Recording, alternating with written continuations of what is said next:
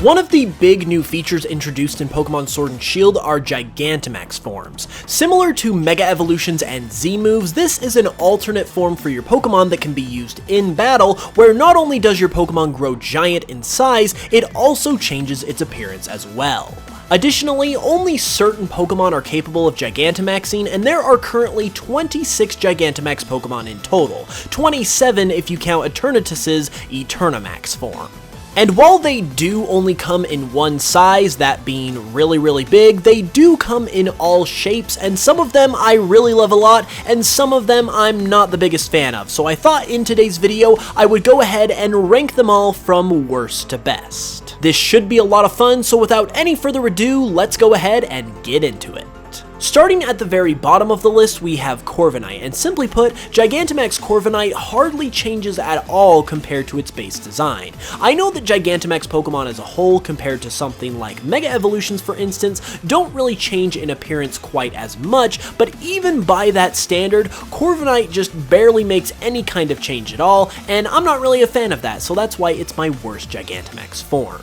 Up next is Gigantamax Meowth, and even though I know it's based on the long cat meme, by the time it came around I was really tired of the whole long and tall thing that seemed to be popping up in all kinds of Pokemon designs over the past couple generations, so yeah, I am just not a fan.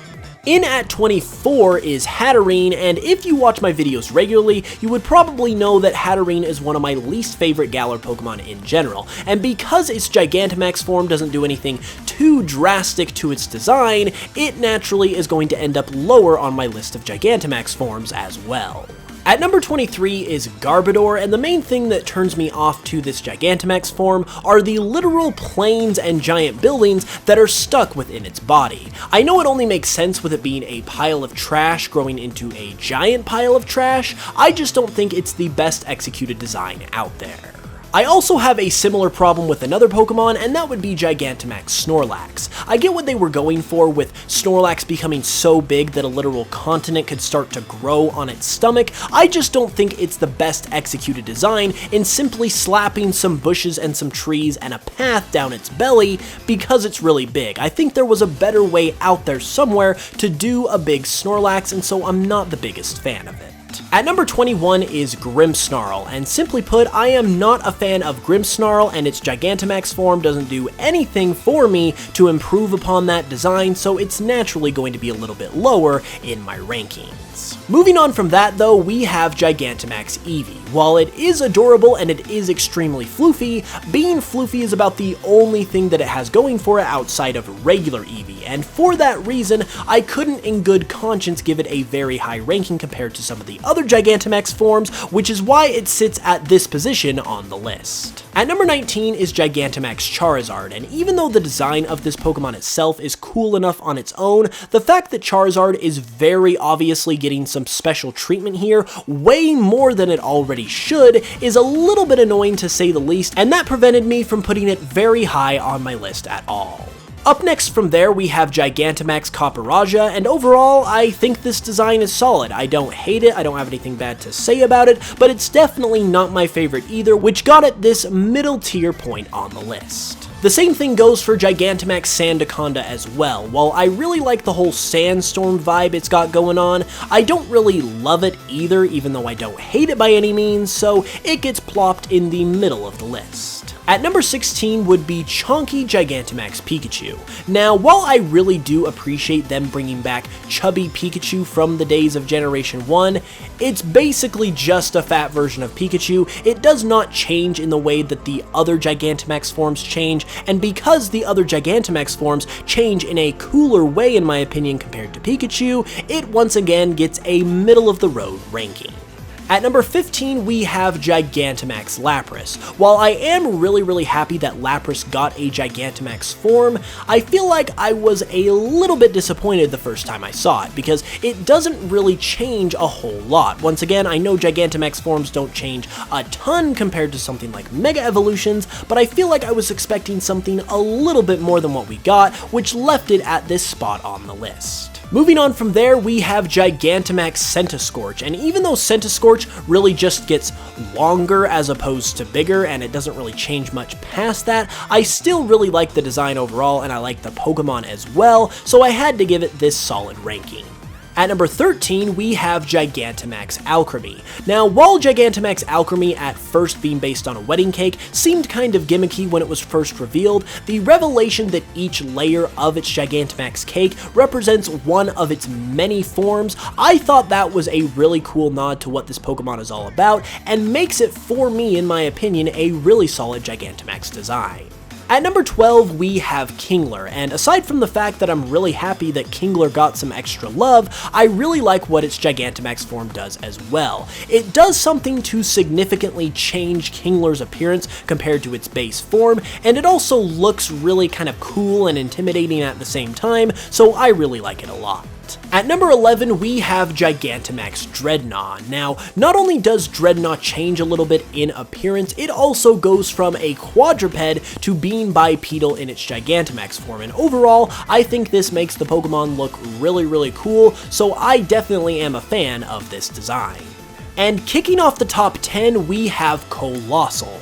I am a really big fan of Colossal as a Pokemon in general, and even though its Gigantamax form just kind of basically becomes a edgier, just more giant, bigger rock version of Colossal, I guess, I still think it looks really cool, so I had to give it the number 10 ranking. At number 9 is Butterfree. Now, I really like Gigantamax Butterfree because I love that they gave Butterfree some extra attention after getting shafted with not being able to get a Mega Evolution during the days of Generation 6. In addition to that, I also really love its design as well, and I think it's one of the more cool appearance changes that we have amongst the Gigantamax forms, so it's one of my favorites for sure. At number 8, we have Machamp, and Machamp just looks really menacing and powerful and intimidating and cool all at the same time, and that's really all there is to it. I just think it's a really cool Gigantamax form. At number 7 is Duraludon, and Duraludon makes it this high on the list because its Gigantamax form is literally based on the Shard, which is the tallest building in the UK and is a perfect reference to make in a Gigantamax form. I also really appreciate that it does look significantly different and changed up compared to its base form as well. At number 6, we have Gigantamax Melmetal. Now, even though its design is solid, it's not really the reason why I like Gigantamax Melmetal so much. Rather, the reason why I like Gigantamax Melmetal is A, because of the intrigue that it presents in being not only a mythical Gigantamax Pokemon, but also being a Gigantamax Pokemon that we do not have access to yet, so I am really excited to see what this Pokemon has in store. I'm also really glad that they decided to give Melmetal some attention, so it felt a little more integrated into the main Pokemon world, as opposed to being a Pokemon that was only in the side games, Let's Go Pikachu and Eevee.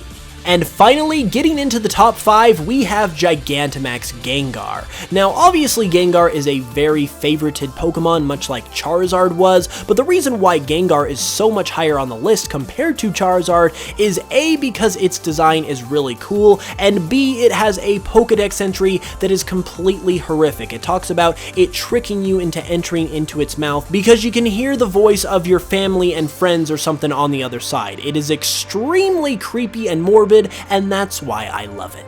Next up, we have a tie at the number 4 and number 3 positions, and that is because they are basically the exact same Pokemon, and that would be Gigantamax Flapple and Appleton. Now, even though these Pokemon separately both have Gigantamax forms, they also have the same exact Gigantamax form despite being considered as separate Pokemon, so I really could only rank them so high given the fact that it's basically only one Gigantamax form in the first place, but nevertheless, I really love the design of this Gigantamax form a lot, and I also love both of the Pokemon it comes from, so it definitely is a favorite of mine for sure. In the runner-up spot at number 2 is a Pokemon that I am completely surprised to see that it made it all the way to number 2 because it wasn't amongst my favorites at all going into this ranking, and that would be Gigantamax Orbeetle. The reason why I love Gigantamax Orbeetle so much is not only the fact that it's a freaking spaceship, which is cool in its own right, but it also does a better job than most at changing up its design and becoming significantly different compared to its base form. As I've been saying saying throughout the video, I know you can't really expect too much in this regard from the Gigantamax Pokemon, but it's something that I think makes for a really good variant design like this, and because Orbeetle does it so well, it is easily my number 2 pick. Now, before we get into the number 1 spot, I do need to address Eternamax Eternatus. I will be honest, I kind of forgot about this guy when I was putting together the list because his quote-unquote Gigantamax form is actually known as an Eternamax form, and he is the only Pokemon that has such a form, even though it's basically a Gigantamax form. So, for that reason, he's kind of on the list and off of it at the same time, but if I were to include him in this ranking, I would put him somewhere in between Colossal and Butterfree, right around that 10 to 9 ranking. I really do like him a lot, I think he looks really menacing, and I do think he's one of my more favorite Gigantamax forms overall, but he's not really my absolute favorite either, so that's about where he would be if we were to consider him a Gigantamax form. And at the number 1 spot, easily my favorite Gigantamax form that we have seen in Pokemon Sword and Shield so far is Gigantamax Toxtricity. Now, even though this form is not even available in the games yet, it provides a huge amount of intrigue right off the bat. Number 1, why is this form currently being held back from the public, and why is it not yet available while all the other Gigantamax forms are? Number 2, why does it bear an uncanny resemblance to the Turffield Giant, which implies that there might be a little bit more going on with this Pokemon than meets the eye? And number 3, does this have anything to do with the Toxtricity statues that are in Holbury that lack an explanation to this point? I discussed all of this in my 5 unexplained Pokemon mysteries video, but the mystery of it all is what makes this Gigantamax form so alluring. And on top of that, the design itself is just absolutely out of the park. Not only does it look insanely cool, but it basically combines the 2 forms of Toxtricity into one giant creature, and I think it looks fantastic, so I cannot wait to get my hands on this Pokemon and find out what it's all about, and for those reasons, it is easily my number 1 favorite Gigantamax Pokemon. Well, there you have it everyone, those are all of the Gigantamax forms ranked worst to best in my opinion. Now overall I really do like the Gigantamax concept, everything from the form changes to going out and hunting them in max raid battles. It's really a lot of fun and I hope you guys enjoyed my rankings. If you did, be sure to leave a like and let me know your own rankings for the Gigantamax Pokemon in the comments below. I would really love to hear your favorites as well. If you're new to the channel, be sure to subscribe for more Pokemon content all the time, and if you would like to support the channel further, you can do so by checking me out on Spotify and listening to my Pokemon remixes, and checking out my Pokemon Cardinal project if you have not yet either. With all that being said, I'll be back on Saturday with another video, so be sure to hit that notification bell so you can know when it goes live, and until then, as always, I love you guys, and I will smell you guys later.